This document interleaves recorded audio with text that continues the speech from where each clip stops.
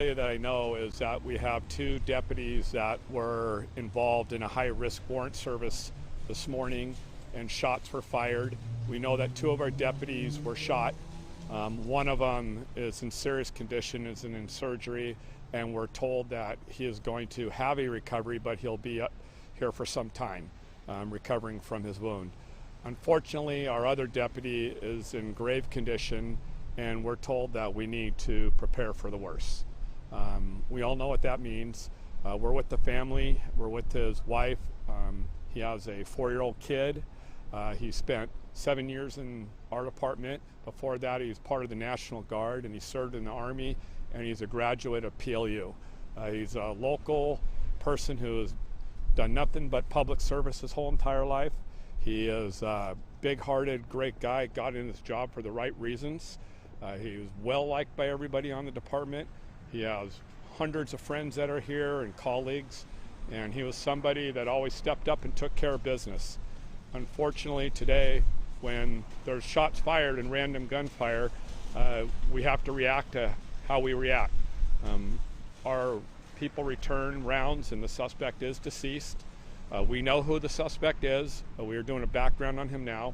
We believe that he was a 3 strikes candidate, and he had a felony warrant for assault with a firearm. And so we knew he was dangerous, and that's why we used a small contingent of our SWAT team to try and do a successful apprehension of him. We do that so other citizens and people don't get hurt. But the suspect changed the rules when he got out of the car and opened fire on our deputies.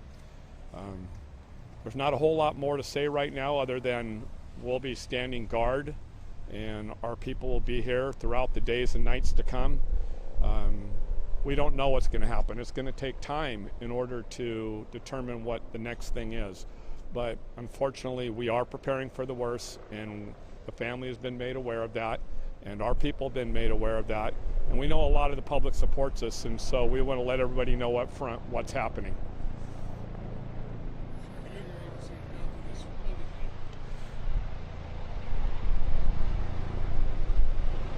Do we need to let that stop?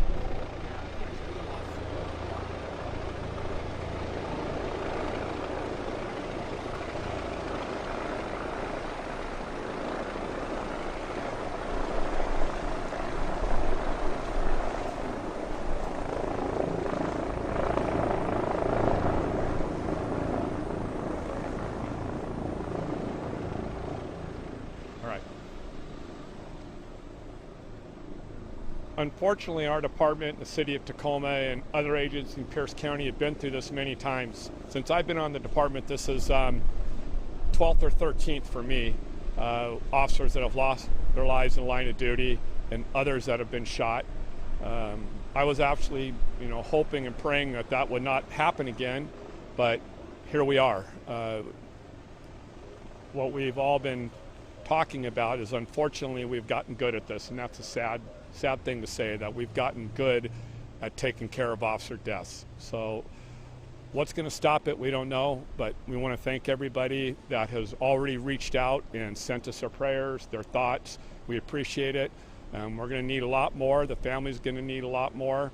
And we'll be here, and we still are out there patrolling as we speak. The city of Tacoma and some other agencies have stepped up and working on the county roads. So if you see police cars from other agencies out there, that's intentional. We've had help of assistance from adjoining counties and people from all over. So what we'll do is we'll wait some time and we'll see what happens. And as soon as something changes or we know something else, we'll definitely tell you. And I know the information I gave you was pretty grave, but we didn't want rumors going out there. We've told all our department members, and we've told the family members exactly what I told you, and we'll continue to do that. And once we get that done, we'll come give you an update. So thanks for coming and caring. We appreciate it. Are you able to say anything about what led up to the shooting? No, so the actual investigation of the shooting per state legislation is not done by our department. It's being done by PC Fit. So we are not involved in the investigative part, an outside agency, and that'll be the Tacoma Police Department. We'll be doing that investigation. And they'll be giving updates to the public and the press as the investigation continues. So at this point, what we do know is that our people showed up to serve a felony warrant on a felony assault with a weapon, and shots were fired from the suspect, striking two of our deputies. Our deputies returned fire, shooting him. And we now have two deputies in the hospital, and the suspect is deceased. And that's about all we're going to know until we're updated on the investigation. Can you tell us what the deputy's injuries are? I don't know what the deputies' injuries are. We're waiting to get a report, other than we know that the condition of them, which I've already shared with you. Yeah. Our other deputy who was hit and is going to be here for at least a week, who is currently in surgery, is a 45-year-old deputy. Been on the department 21 years. He was the commander of our SWAT team. So these are people that are well trained and adverse at doing this, and they know what they're doing. So it's sad all the way around. His family and his children are aware, and they're being taken care of. And these are guys that a lot of, between serving in the military and serving in law enforcement, there are people that have a heart for public service, and they're a heart for helping people. And so it's a tragedy all the way around. Sir, do you know when you'll be ready to share their names? We are working on sharing names and photographs with you, and we'll send that out as soon as we know that all the family members are notified. And we can do that without getting in trouble, because we're in a new time right now. So we want to make sure that we don't do anything wrong to compromise the investigation. But we will be releasing photos and their names and more details about their service and how long they've been on as the day goes forward. And did you, if I missed it, the age of the most gravely injured deputy, did you share that? I'm sorry.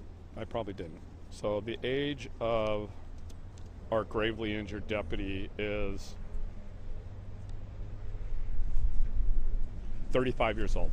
So our deputy that is in grave condition is 35 years old. He's also the one that served in the military and the National Guard and on our SWAT team.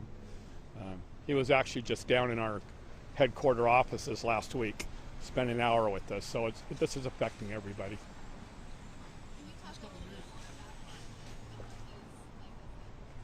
We will. We will. We'll have some of his friends. We'll definitely have Darren stay in touch with you, and we'll have, when the time's right, we'll have some of his partners and his friends come talk for him. But in the meantime, even though we were told to prepare for the worst and we know he's in grave condition, there are some chaplains here, and everybody's praying for a miracle. We'll see what happens.